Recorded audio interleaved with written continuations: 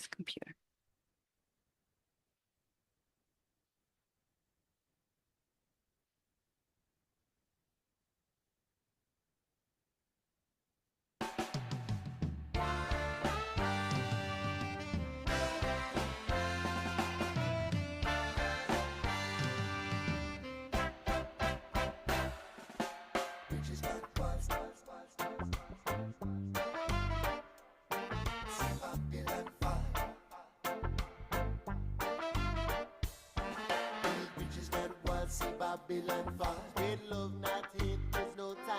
Hello, everybody. Good morning. Thank you for being here.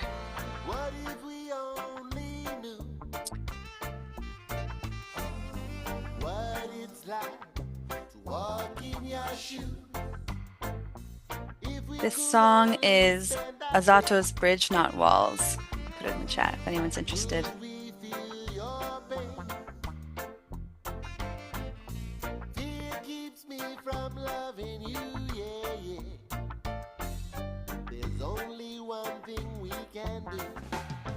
For those who haven't joined us before, we often start with a little bit of music, roll in.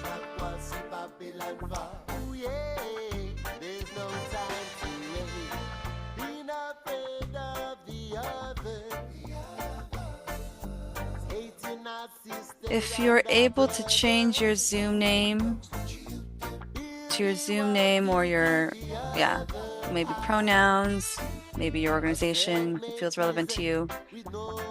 There's one person on here that's iPhone. And if you want to just message me your name, if I can change that for you, if that's helpful.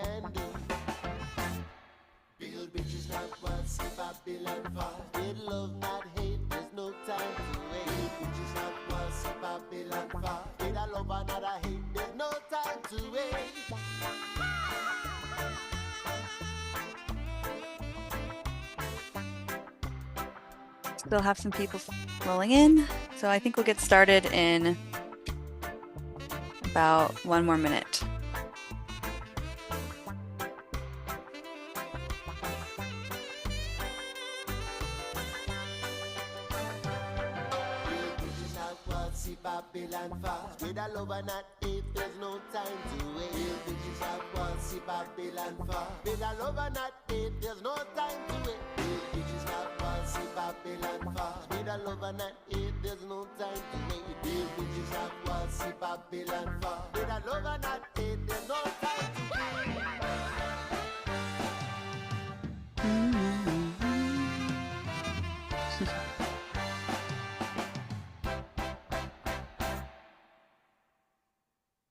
All right.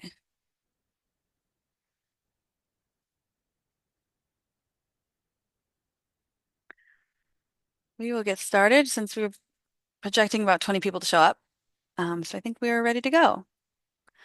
I am recording today. I actually record all of these and put them in the resource folder for all Hui Māla members.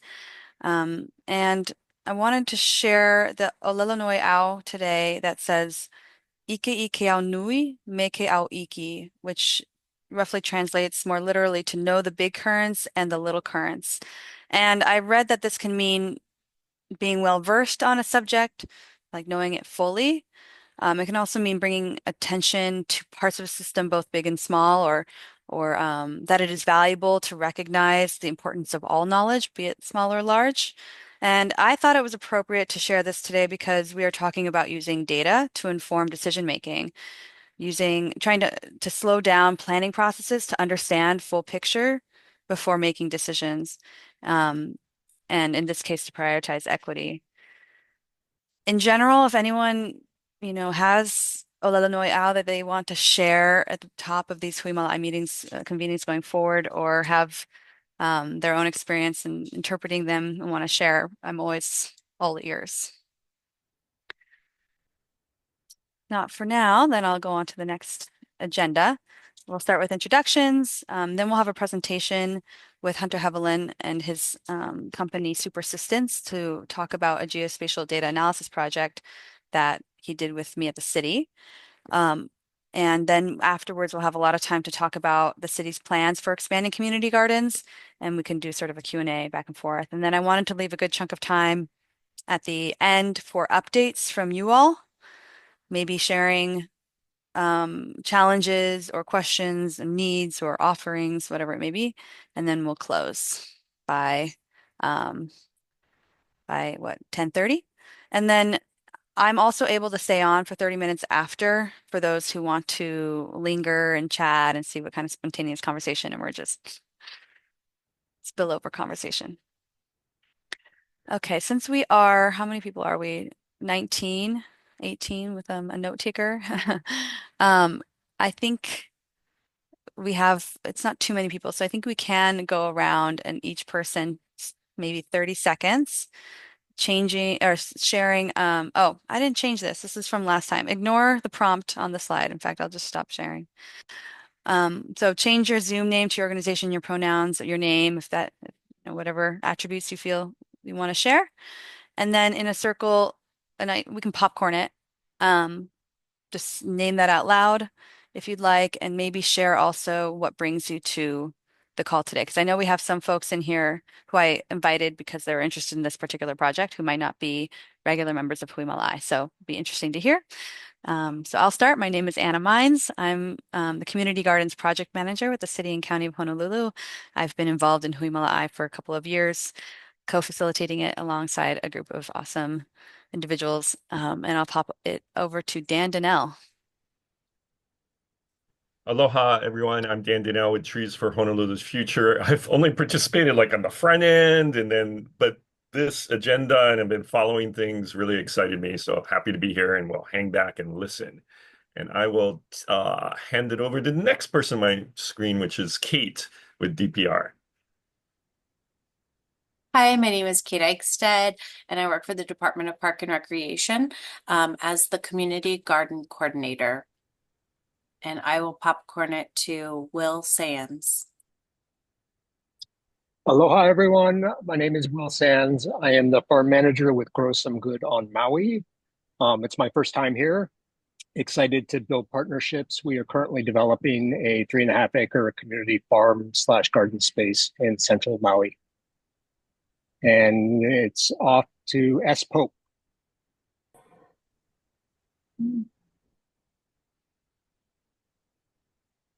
Unmute. Aloha, good morning. First name is Susan, or if you want prefer Hawaiian, it's Ka'ulula Akea, but Susan is shorter. I currently have a garden at the Alawai Community Gardens along the Alawai Canal. So I'm curious about what this group is doing. Thanks. And off to another Anna from the County of Hawaii. Aloha, my name is Anna Ezzi. I'm in Hilo on the Big Island with the County of Hawaii in research and development, and I'm an ag research and policy specialist. I'm joining today to help bridge some connections between the counties, and I love, hearing more about what's happening on Oahu. I'll pass it over to who didn't go? Ati. Aloha all. I'm Ati Jeffers Fabro. I work with the National Park Service. I'm working on the Makalapa Park project and glad to be part of the Hui and see how we can get more community gardens into our public parks. Thank you. I will pass it on to Dan.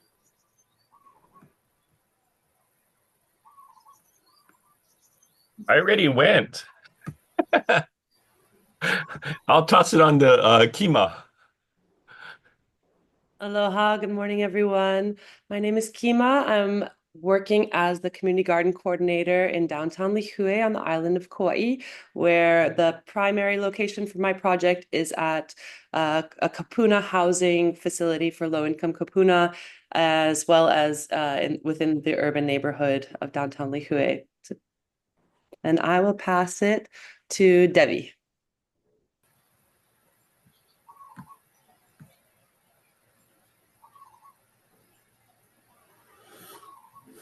Davey, are you there? We can come back to you. How about pass it to Dottie? Auntie Dottie? Good morning. Aloha. I'm Dottie Kelly Paddock with Hui Ha'ula on the North Shore windward side. We operate a center with 30 other nonprofits working together to serve residents in Ko'olauloa. We've distributed 500 ulu trees in 2012. Our focus is very much on food security for this area. We are also creating a ulu co-op in the Ko'olauloa area, and with a lot of those trees that we gave away. And we also are creating a community garden on a 5-acre tract of land that will be focused on agroforestry and traditional Native Hawaiian healing gardens. So we are very excited about being a part of this co-op. Yeah.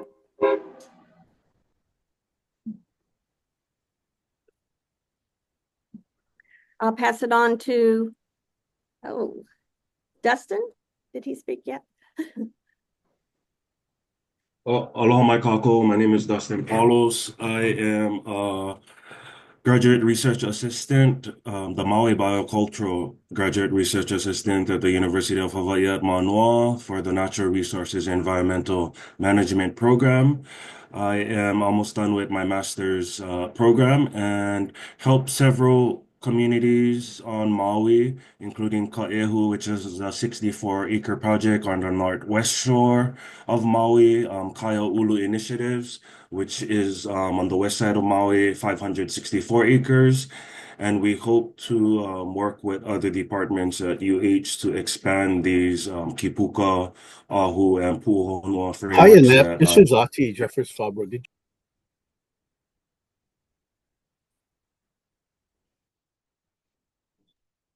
Sorry, Dustin, you can keep going. Oh, no, that was Paul. The next Okay. person, Mahalo. Mahalo. Ida, would you like to go? I'm having technical difficulties. Can you hear me? We can hear you. Oh, all right. Good morning, and thank you for the invitation. I'm excited to learn about the program. Thank you so much. Oh, pardon me, and I'm from Dole Community Garden. I have a garden plot there, and I grow greens, my favorite thing. Salad. Thank you. Rufino? Hello, Rufino with the Council for Native Hawaiian Advancement. We are a part of Hui Māla, and our mission is to see indigenous traditional ecological knowledge spread throughout our food systems, food gardens, farms, and all that we do in Hawaii. So mahalo for what you guys do in uplifting the land, and thank you. Look forward to continuing to grow food gardens across the state of Hawaii, and advocating for them. Aloha. Thanks, Rufino. Pass it over to Alex Narajos. Good morning, everyone. My name is Alex Narajos Corby. I'm with the Office of Economic Revitalization in the city and county of Honolulu, and I'm a agriculture and food systems planner. So here to learn more about food gardens, and I also was lucky to work on this project before I started working for the city as a graduate assistant at UH Manoa in the Department of Urban and Regional Planning. So it's nice to see this sort of tied up with a little bow on it. And I can pass it to Alice from Hi-Fi. Thank you, Alex. My name is Alice Liu, Food System Program Manager from Hawaii Public Health Institute. Apologize, I've been having computer issues, so I couldn't turn on my camera. But I think I've seen a lot of you at the Food System Summit. I'm really glad to see everyone gathering again in this space. And I'll pass it to Lindsay. Hello, kakahiaka. My name is Lindsay Ilaga, and I am a program manager at Hawaii Public Health Institute with Alice. I focus more on the healthy aging and community living side of things. So great to see a lot of familiar faces on the call today. Really looking forward to learning from you folks and incorporating Ike Kupuna and intergenerational programming and all that good stuff in our food gardens work. Mahalo. I will, let's go to Hunter.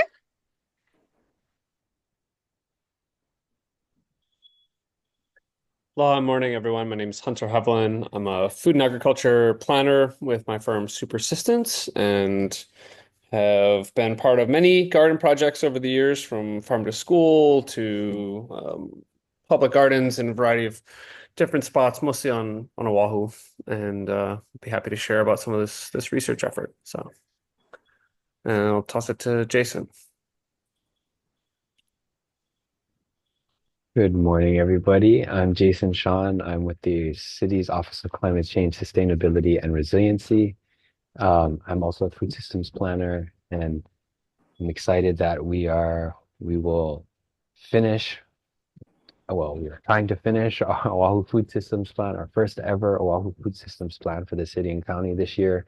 And we're also going to be starting in the next couple of months working on ways to make it easier for community groups to partner with the city to steward underutilized city land. Hopefully, like a lot of community gardens and different models can come out of that. But I will pass it to Shannon. Thanks, Jason. Hi, everyone. I'm Shannon Tanaka. I'm in the Department of Health under the Chronic Disease Prevention Health Promotion Division. I'm the Early Childhood Education Program Specialist, so I focus on 0 to 5-year-old range. Yeah, I love talking about gardens. I'm very much involved in the farm to early childhood space. We do have a mapping project that is hopefully live in May, and hopefully I can maybe share a little bit on that later. Yeah, thank you. I'll pass it to John. Hey, good morning, everyone. My name is John. I'm the coordinator for Ku'u Baby at UHMC.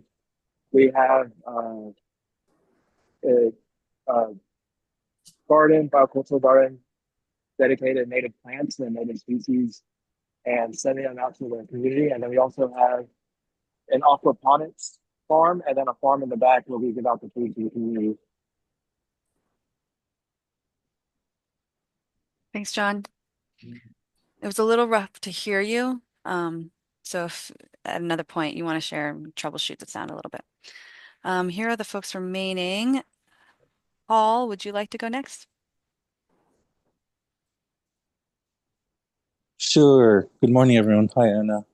Paul Arinaga from Grow Good, Hawaii. We're promoting agroforestry and native plants, mostly kind of backyard residential, and primarily in Waimanalo and Waianae. Yeah, and just interested in the topic today, and it's been a while since I managed to be on one of these meetings, and it's already been interesting to hear all the different backgrounds of people on this call. And I'll pass it to Tina.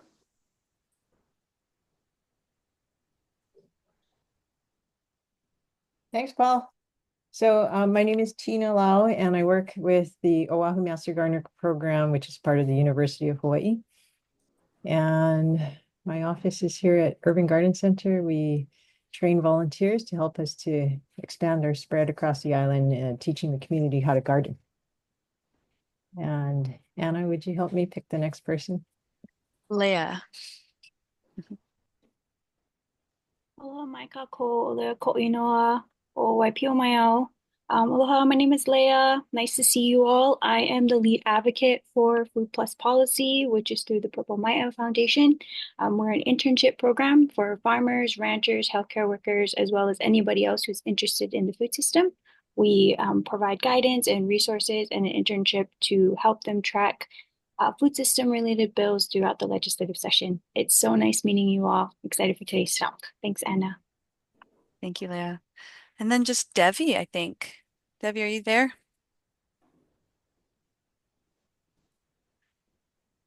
Just here to listen? Okay. Well, then we'll move on. Oh.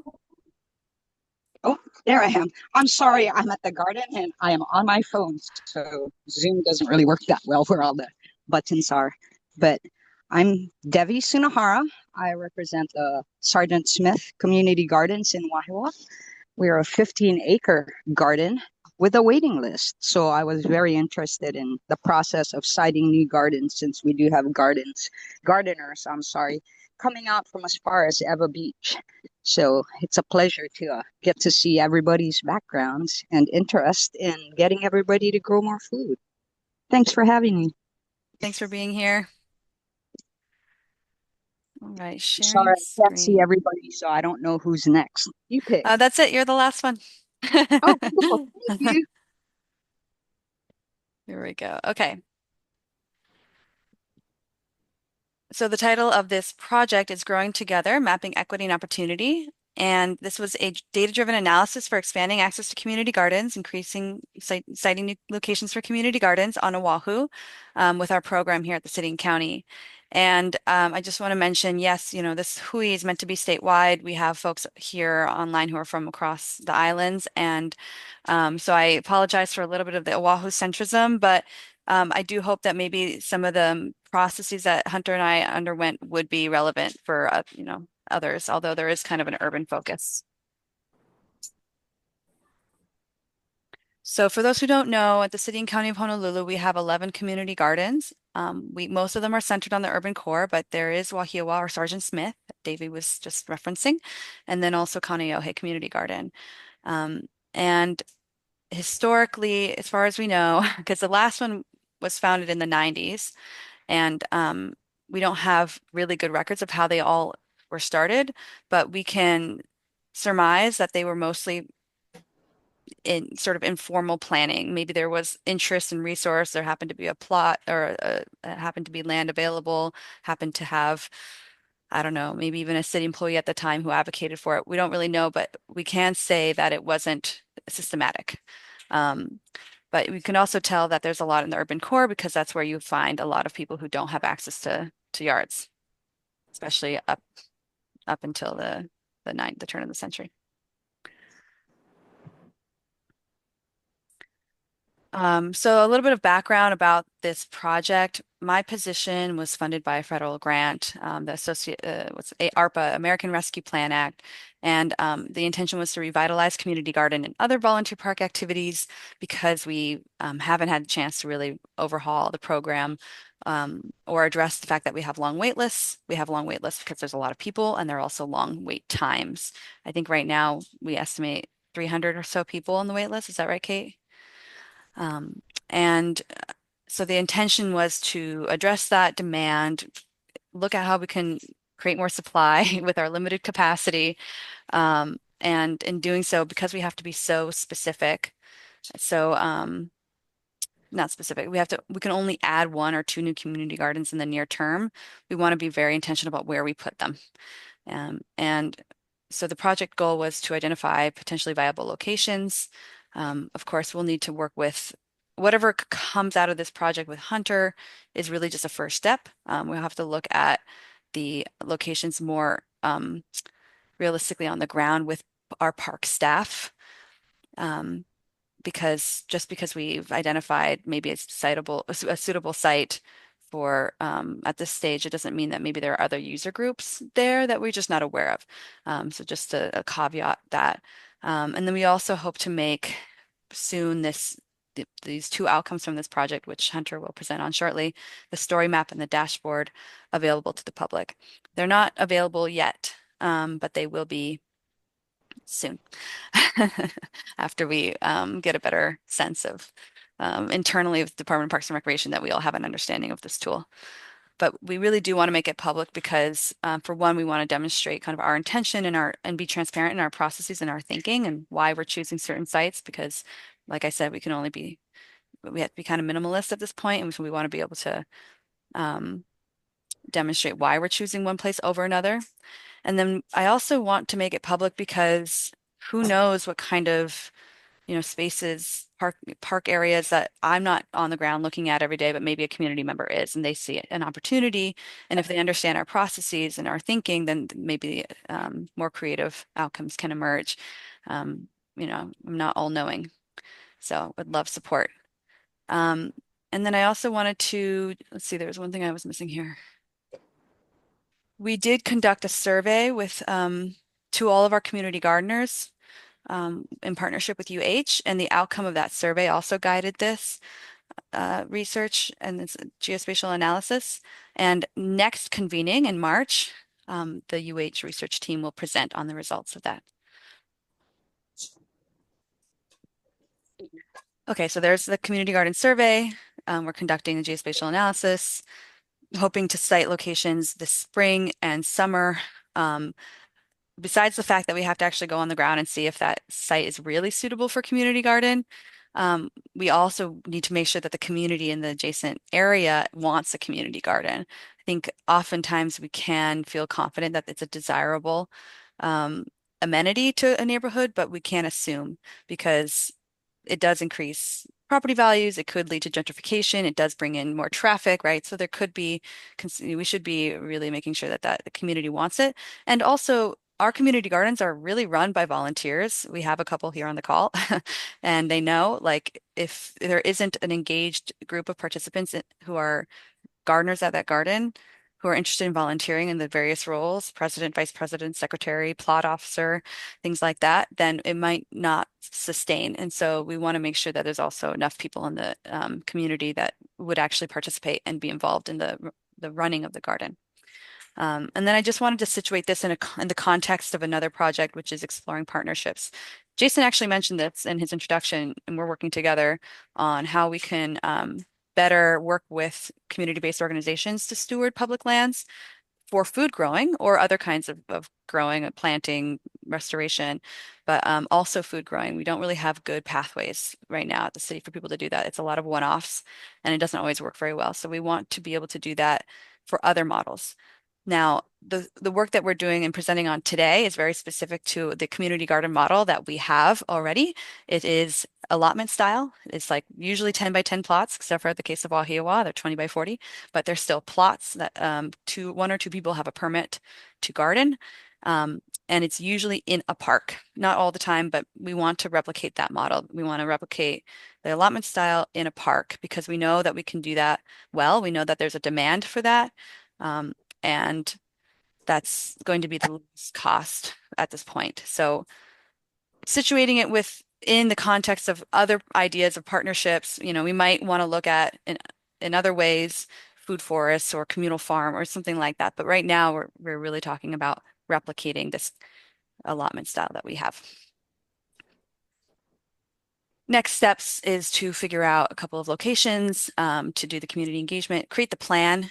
I would love to actually have Hui Māla review that community engagement plan once I draft it, get your expert input on that. And then we'll also have to identify source funding for garden installations. We don't really have that within our city budget and with our Parks Department budget. But I think that once we have locations, it'll be a lot easier to advocate and get the exact numbers of what we'll need to install. And the next steps, we will be working with our park staff more directly to make sure that the list of parks that we've identified are actually suitable.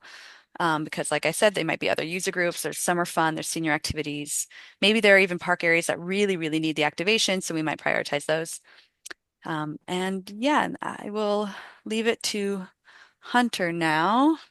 Hunter, would you like me to share the screen of the story map? Yeah, that'd be great. Okay. Feel like we did previous. Yeah. I apologize, I'm getting over a cold, so I'll do my best to intersperse with loud coughing only periodically. As I said earlier, my name is Hunter Hevelin. I'm a food and agricultural systems planner. I've worked in garden and garden education, I think, for 15 years, and have done a fair variety of projects from public lands to private lands to schools, etc. So was excited to be a part of this effort. And we're going to give you a rundown of data and findings from this story mapping effort and then share a dashboard that's also set up as a little bit of a tool for folks to explore the data and the potential sites on their own. So the kind of the overall objectives was to have following on from some research that actually Alex was a part of that had recommended or noted that equity hadn't really been considered or was a potential follow-on activity of some previous research. So this effort really tried to bring in, what equity lens we could to assess the spatial potential of community garden establishment in city parks. So I guess I could say the city parks became the sort of the first pass filter, right? We didn't look at any other public lands. We didn't look at any other private lands. It was solely focused on parks because of the current structure, and it's essentially saying we're kind of continuing that allotment style, as Anna was saying prior. We didn't even look at other lands within our jurisdiction as the Parks Department. We were looking at specific, just to be extra clear, actual parks, ones that are actual parks. And so slide areas and spaces like that ended up not being part of the analysis. And to pursue this approach, we really kind of had two different types of criteria. One were park attributes, physical characteristics of a park itself, maybe related to amenities or transportation access, and then community factors, which are these sort of social equity considerations, or things that could have a equity impact, we could say. And so we'll go through those now and then show the maps, and then we can share a little bit on the dashboard as well. So with that first pass of, just getting down to parks, there's over 400 parks across the island of Oahu. And within these, we wanted to try and identify, you could go down one. The kind of first filter that we'd applied was just looking at the park types, right? Because there's a pretty wide variety. We assumed that the zoo was not ready to displace some animals for some rascals. And so places like that, golf courses, rights of way, and even beach parks, while conceivably potential for some garden activity, tend to have other dominant uses and may not be the best production areas. So we took out all of those, and that kind of nearly halved the volume. And so as you move this slider, it just applies the filter essentially. Next, we looked at where are parks of a sufficient size? And Anna, if you want to jump in on this, but essentially we set this half-acre threshold. Yeah, we recognize that the best size for a community garden is between 30 and 50 plots, and the plot size can be around 100 square feet. That seems to be working well as an average. And so we just, with the math, we deduced that it shouldn't be any smaller than a half acre. And that just ensures that there would be sufficient size for the plots being able to maneuver around and not displacing, all other park activity. Next, we then took actually some mapping work that again, Alex was a part of, that had identified the existing plots and actually added on a layer of a driving analysis that they'd put in that helped see, well, what's the proximity? What's sort of the spatial distance between parks and their kind of service areas, if you will. And we then filtered out all of the parks that currently had a community garden. Next was looking at a critical amenity of whether or not there's a restroom, right? So if we want these to be accessible, if we want these to be places that we know people can use, then mapping based off of the restroom availability, or comfort stations as the city refers to them often. And then, yeah, Adam Strubeck, as Alex notes, did the GIS mapping on it. So after comfort stations, then looked at transit and walking access. So as a basis of essentially, I think it's a 5-minute walk from bus stops, and trying to ensure that way there's multimodal transportation opportunities. It also confers that, they're along transportation routes in general. And we keep going. So those are the park characteristics. All of those data are from the city, fortunately. And we were able to, well, with the exception of the UH drive time analysis. This next set of data is all derived from American Community Survey. So this is the Census Bureau. And as we were exploring a lot of different potential ways to do this analysis, so and I don't even remember how many rounds we went through, in discussion of, is it more of a hazards focus? Is it, we went through a lot of different possibilities, but ended up settling on these factors, right? So looking at housing density, the rate of renters, population density, Native Hawaiian and Pacific Islander population, and again, that being informed by the garden user survey, which found that NHPI participants were underrepresented overall based off of population. And then also taking an aggregate measure called the Social Vulnerability Index, which I'll share about a little bit more. So with the multi-unit housing rate, what I did for pretty much each of these is pulled the American Community Survey data. I believe these are 5-year estimates at the census tract level. And you'll notice this doesn't have complete coverage, right? So not all census tracts were populated. And if they were not populated, they probably didn't show up in this map. And interestingly, some census tracts are effectively just a park. So in this analysis, when we're layering these over, the census tracts as they exist aren't necessarily the best means in terms of chasing the long tail of best geospatial analysis, but they were, in my appraisal, I think, a sufficient means to at least get us in the sort of understanding and certainly visually being able to explore, based off of this, where are there units, or rather the total volume of housing with 3 or more units. We can see it's essentially a building density map. Similarly, the NHPI population, again, gets layered over, and the pukas in there are about non-populated census tracts based off of the data as it was available from ACS.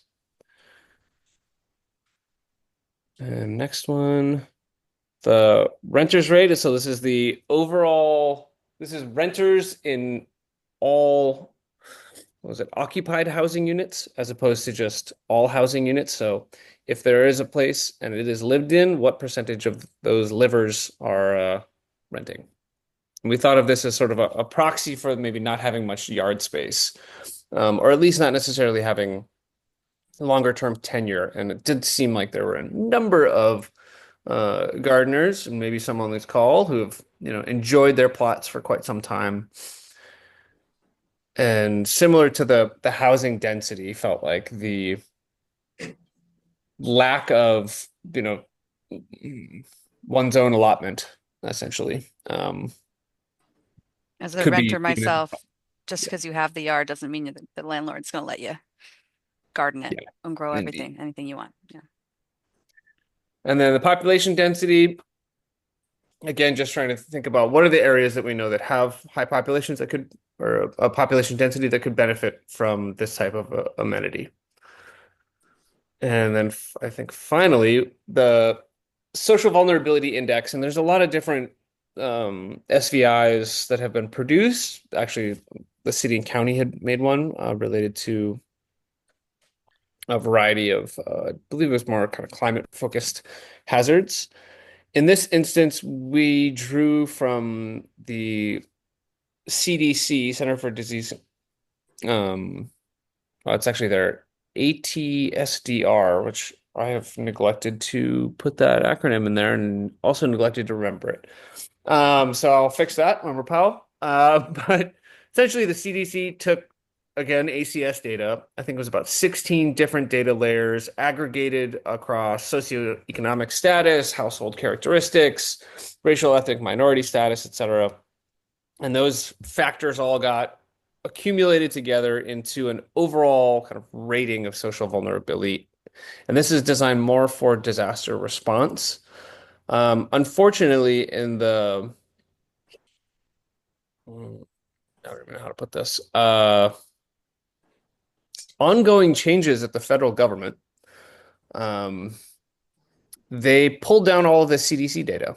And so we ended up actually having to go back, and I was able to track um, the same data that had been archived elsewhere, but essentially all of this relevant information has been pulled down by the Trump administration. Well, I'll leave that there.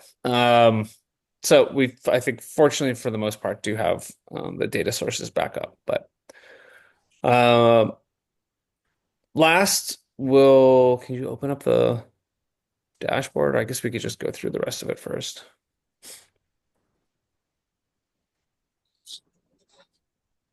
Want to go through the rest of it first and then the dashboard? Yeah, I want, and then we'll pop over.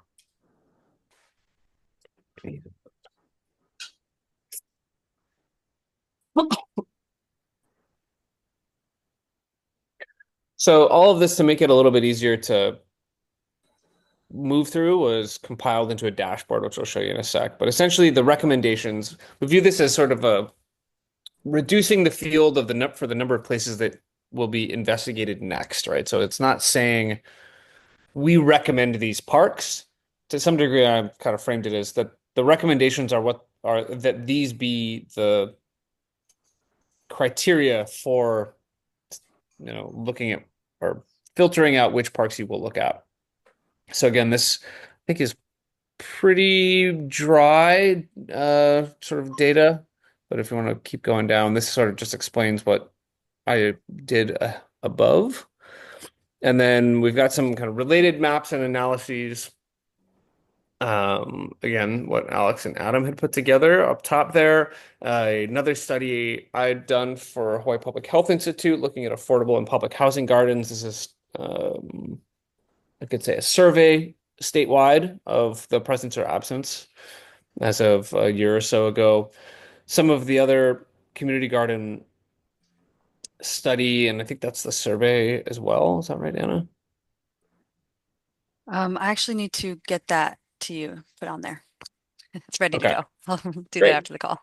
So some preliminary survey related data, map of all the parks from DPR, and then keep going down. Lastly was actually just some of my master's work a decade or so ago, looking at urban agriculture across Honolulu and the potentials for siting. And then lastly is just sort of a data dictionary that goes through and explains, like, how did we create these various factors or various layers? Because in many cases it required pulling different data and aggregating into new metrics. And so just kind of explains those. And then for the city park layers, just where we found them. And go back up and we'll show the dashboard and then take some questions. Or can take one any now if folks are immediately good. But if I've confused you already, feel free to pipe up. All right. So to make this a little bit easier, those kind of recommendations, those filters are set in here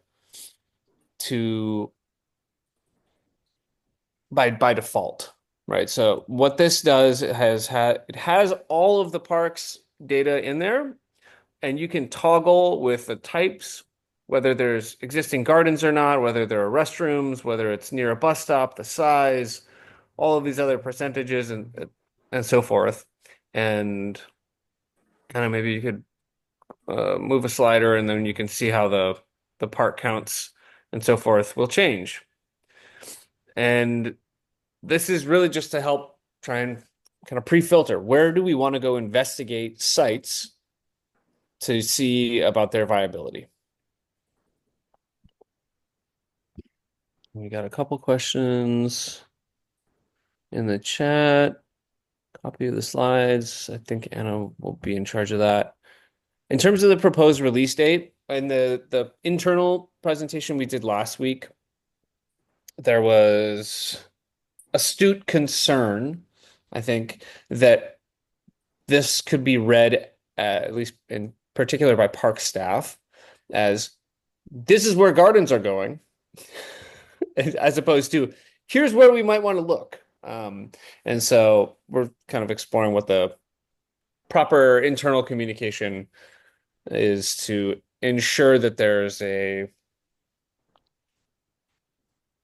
clarity around the scope of this particular effort in mapping. Yeah, unfortunately, I don't have an answer for when it will be available. Um, but my team on the other side of the department, on the other division that works directly at the parks, they're proactively getting together we're going to meet Wednesday to talk about this. So it's moving along. And when it is available, I will email Hui Māla. Maybe even try and get some other ways of getting out there. I don't know. We'll have to see. Maybe like a press release or something. I'll talk to our PIO. But if you're not on the email list, the word wait list just comes to mind because of wait list. But yeah, if you're not on our email list, let me email me, put it in the chat, and I will get you on there so you can be sure to receive all of our future communications. Well, can you click the show instructions? And so if you get really lost, there's a little bit of other explanation here as well. And if you hide that again, you might have to right click. And then that list at the bottom right, as I mentioned earlier, is that not all of the parks were in a populated census tract. And so essentially these were not, and some of them are an entire census tract themselves. And so they essentially didn't have the community factor data layered over them. Hunter, is there a way I could quickly reset all the values? Like if I just click and it goes back to the default? I did not build that in, no. Okay. Doesn't just refresh the page. Yeah, I can. Yeah, you can definitely refresh the page. I think, yeah, I could explore. Nah, it's not. that. It's just wondering, just making sure I'm not missing it.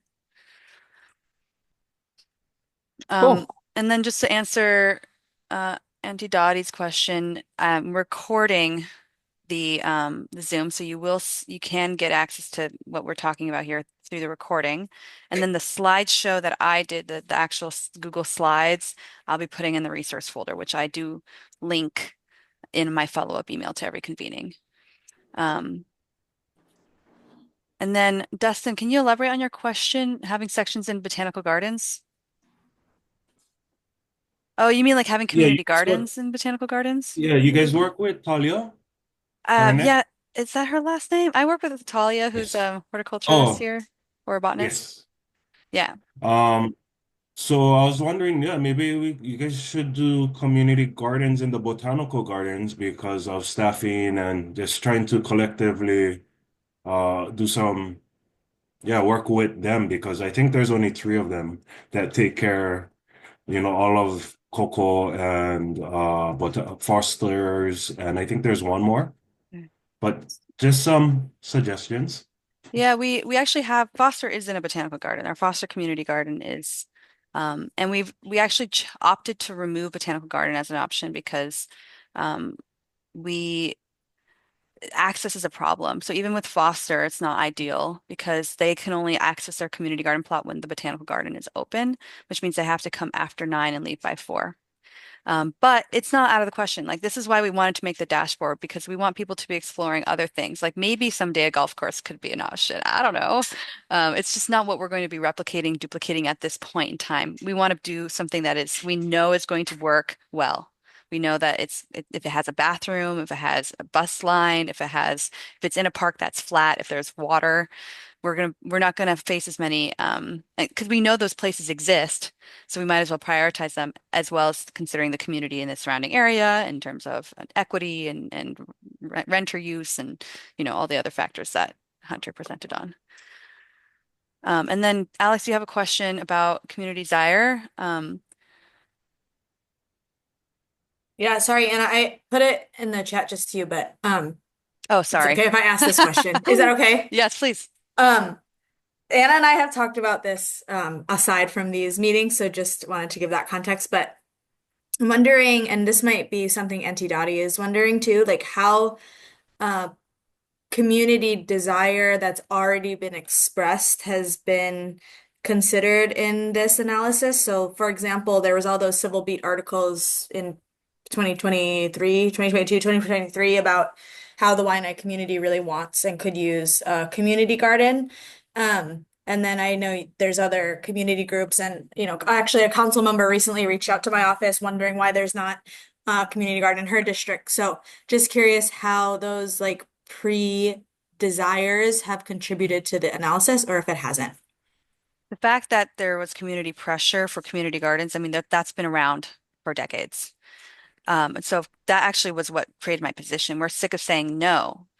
Now we're able to say yes, but or yes and maybe. I don't know. But It's something that I think was considered at least. I used to grab the list from Josh at DPR every year of the wait lists just so I had a sense and the various projects I get up to like kind of know where the latent demand was. Um, but they're really kind of only told us about the existing areas more so than where we might else want to site something. So right. So the wait list tells us where people are interested in gardening, but that might be because of those already have gardens. I also receive emails. My email's up on our website. I'm passing out my cards everywhere. Like I'm open to receiving ideas, and I've been tracking them. But we don't want necessarily where there's the loudest voice to influence where we put a community garden. Of course, that will be considered in the next community engagement plan. But the kind of the idea behind this was so that we're not just relying on anecdotal sentiment about where we want to expand, and that we can actually like make the case for why we're choosing a place, right? Um, Going back to knowing the large current and the small current, getting a really complete view of what we're working with.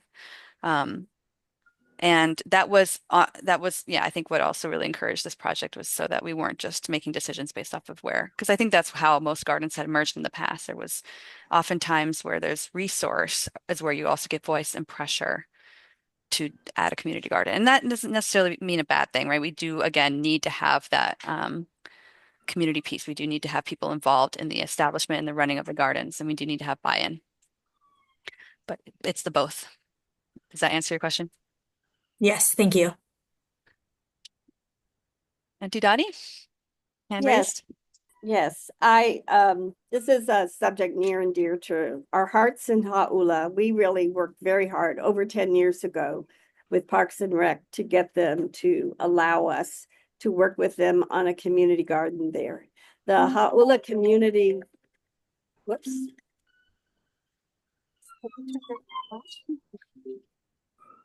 Sure that is. Sorry. The Hau'ula community advocated for this, but the Parks Department, of course, was not ready at that point. But there is a 7-acre tract of perfect garden space right across at the Hau'ula Community Park and right across from the elementary school. And even though there are a lot of you'd think we're a very rural area in Hau'ula, but in yards, people have very little space for gardening. And over 50% of the people are renters. And we now serve 6 food programs in Hau'ula for the people across Kolaulua and over 2,000 families a month. And we know that people would love to garden. And if there's any way that we could have a shot at this, I know it's just, I'm so excited about what you're doing now. I think we'd love to have people come out and look at this garden space and evaluate it and see if we could do something there. The community would be very excited. This is really, yeah, this is a really good example too of like where we might want to do more of a different model. Because I think if I recall, that park has some like waterlogged areas. So that again requires going on the ground, seeing what the actual landscape is like, what the user groups are like. Maybe Jason, you can make a note of this as like a pilot or something. But um, I hear you, and I think the fact that your organization is right there and wants to be involved too is really helpful for us to know. Um, so yeah, thank you for keeping that idea even 10 years later alive. And I apologize that there hasn't been movement in any other way. I mean, the fact that we are moving really slowly and the fact that it's just me and Kate. Only recently did I find out that my position is going to be continued on for a while, like Good. past June. So that's great. So that is why we're able to say we'll Yeah. be able to Yeah. actually stand up new community gardens. A So quick comment on the being waterlogged or whatever you called it is this is a garden that was all lowy right. many years ago. And and that and that has changed a bit, with the less water, less rainfall, and that kind of thing. There are very dry areas in that 7 acres that's fenced off. And the community really would like to make the parts that are wetter into loamy. That is a traditional thing in this community. Actually, 52% of the people in this community are Native Hawaiians and Pacific Islanders. And so it's a large Native Hawaiian population for a small, very old community that has 4 heiaus. So this is a place where Native Hawaiians would very much benefit. And we have the largest Native Hawaiian immersion school right across the street who want to do this too. So it's like a really, it would be a great resource for a community like this. Mhm. I'll quiet now. No, that's great. Thank you. Exactly. Just this idea of like if we're not replicating the community garden allotment style at this or because we're trying to replicate that with this work, doesn't mean that there isn't also potential for other kinds of arrangements with different kinds of agreements in place. So yeah, thank you for noting that, Kate. Um, See you, Anna and Lindsay. Have a good rest of your week. I will answer a couple other questions that I noticed in the chat. One is from Kima about using this as a pilot. So it's not something we were actively discussing, but it's another reason why we want to make it public because who knows who might be looking at this and able to draw inspiration and use it for their own Yeah, and I'd say if your city. county's interested, I'm happy to chat. I think it will depend in part on just what the data availability is in different counties. And it should look different too, right? Like if the fact that we're using, I mean, population density. Yeah, I don't know that that would carry the same weight in Kauai, for example. Yeah. And then there's a question from Davey about, oh yeah, the fact that Sergeant Smith doesn't have a bathroom and you guys were able to use your funds to get a porta potty, that is great because then that allows you to continue doing what you're doing out there. But we also hear about how it's not ideal. So we are going to prioritize places with a bathroom um, and with public transportation, both. Of course, it's not, again, you can use that dashboard to even toggle off. You can toggle off the bathroom um, or a comfort station, it's called. You can remove that filter if you want to look at sites that don't have bathrooms too.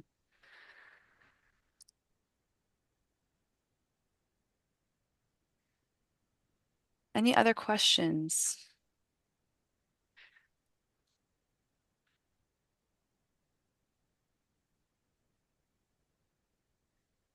Great. Perfect understanding. In garden. Thank you, But if other everybody. questions do come up, let us know. Yeah, let me know. Have my contact info. Hunter will put it on the story map too. And um, once it becomes available and you're able to actually go in and mess around with it, then I'm sure that more questions will arise. And we still have 30 minutes of the convening, so I did want to give the last 20 to 30 to provide space for members to give updates. So the way I describe this is, whether you have an opportunity to share, or, and it doesn't even have to be in the realm of food garden specifically. It could be more generally about public health or green space or resiliency. If you think it's interesting and helpful for the Hui to know, then this is your opportunity to unmute and share.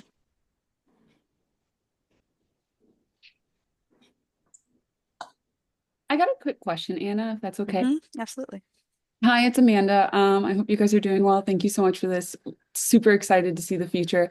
I know this is super, super future. I know that you guys are just looking at plans, but I just had a couple other gardeners ask me if and when a space opens up where a community garden is going to be plotted there, will gardeners that have had to garden across the island due to their housing location versus their gardening location, will they get priority in being allowed to relocate to the closer garden?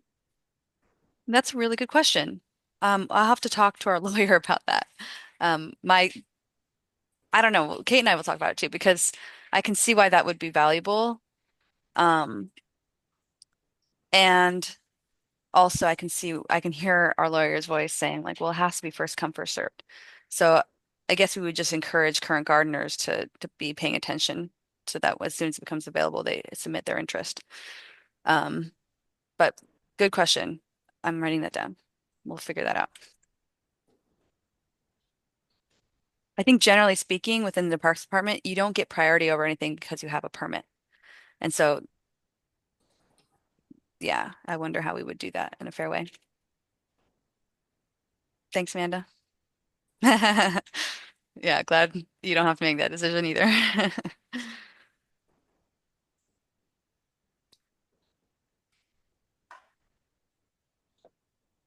Hey, and Anna, it's Dan Donnell, and just incredible work you and Hunter and the rest have done on the tool. Just an offer you mentioned when you are going to release it. It sounds like you want to publicize its availability more greatly or broadly. Is I'm part, and I suspect some people on this call are too, DLNR's Year of Our Community Forests initiative. Governor Green named 2025 Year of Our Community Forests. Obviously, food is a part of our forests.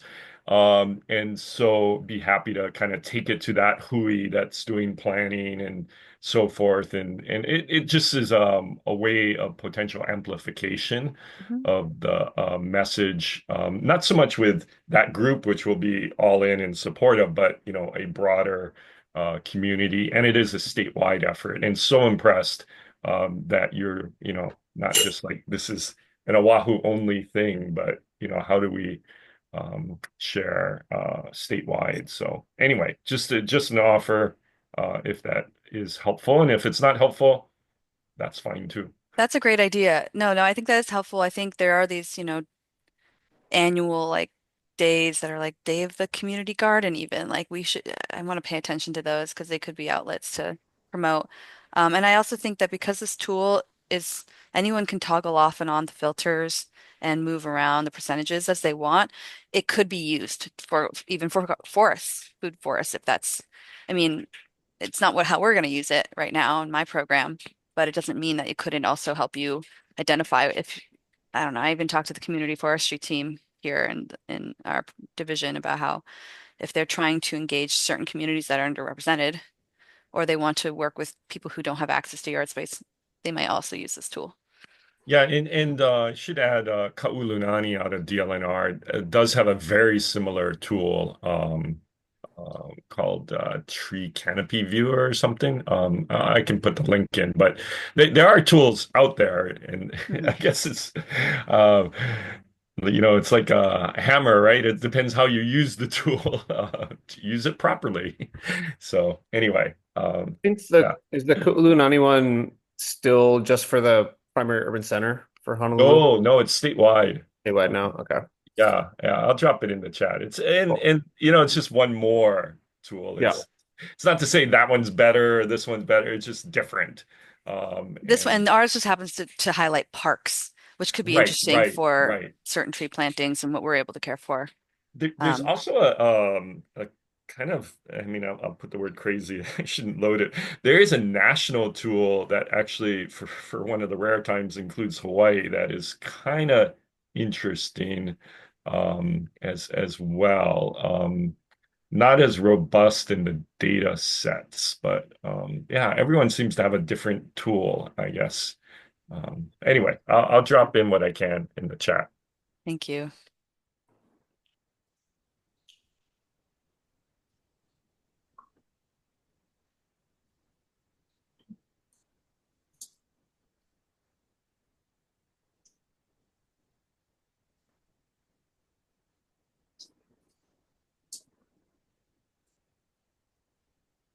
Anybody else have updates, questions, needs, opportunities?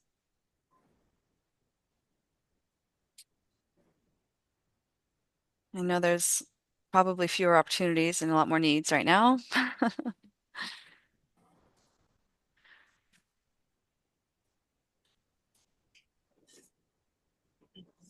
I am keeping track of funding opportunities that in some shape or form pertain to food gardens. And I just linked them in the chat. Um, if you want to add, I think I've given people editing access.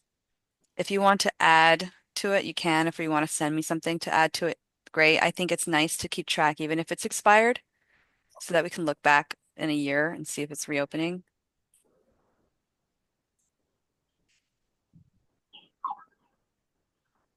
I added a new option, paused. Maybe I should say frozen. I don't know.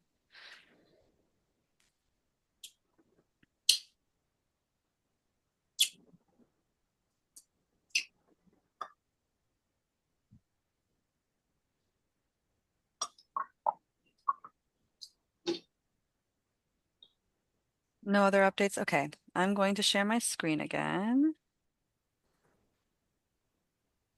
Let's see, go back. Okay. Just a reminder that we have multiple kind of working groups within this Hui. We have a meeting tomorrow about funding, and the leadership group, which is sort of like it's the weekly meeting to discuss like agenda and discuss kind of strategic, um, or it's more forward thinking about how we're strategizing as a Hui. Um, We meet every Thursday at 2 p.m. This week we meet on Tuesday at 2 p.m. because we are going for a National Park Service technical assistance opportunity because we're looking for support in growing our organizational structure and strategic planning. So if you are interested in being involved in the leadership group at any level or um, if you're interested in this particular opportunity or you're interested in helping structure this Hui and what we do going forward, that would be a good time to attend and hang out with us. It's an open invite.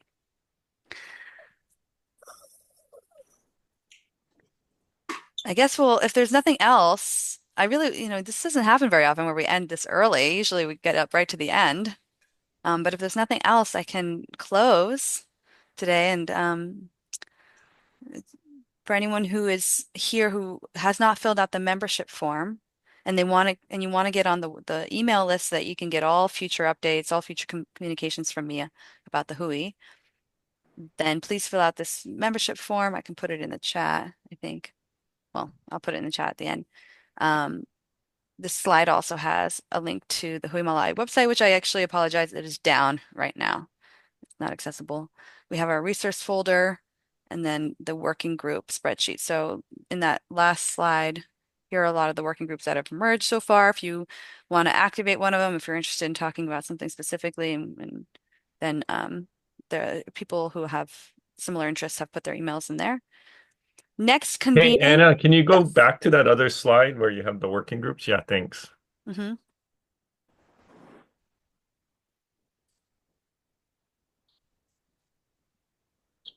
These are just the ones I've captured so far, and I think it's pretty comprehensive, but it doesn't mean that's limited to this. That it's okay to move on. And I just want to highlight that the next convening is March 14th That's a Friday at 1 p.m. Again, we'll present on the community garden survey that we did with the city run community gardeners or community gardens. And we'll also have a presentation from Anna Ezzi. Are you still here? No, she had to hop off about her agroforestry research.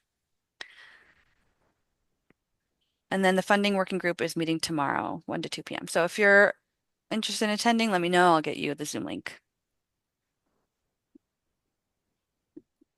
And here is the membership form.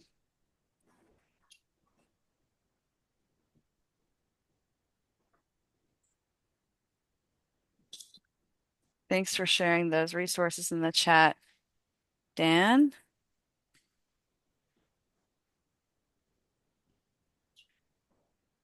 And if that's it, I will say mahalo for everybody to being here today on a Monday morning. I will stay on until, I guess, I said I would stay on until 11, but I'll stay on until 10:30 at the very latest. And but other than that, if you need to go, then you're welcome to leave. But thank you so much, everybody. Aloha. Mahalo, everybody.